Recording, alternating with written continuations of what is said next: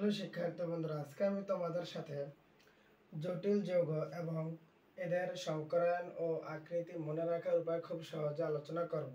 Technique: জটিল ion সংকরায়ন আকৃতি AgNH3 plus ion Sp সরলরৈখিক, CuCl2 minus Sp ion Sp সরলরৈখিক, Fe iron CN6 3- ion D2sp3 অষ্টক তলীয়, Fe iron CN6 4- ion D2sp3 অষ্টক তলীয়, CuNH3 2+ ion sp2d বর্গাকার, CuCl4 2- ion sp3 চতুস্তলকীয়।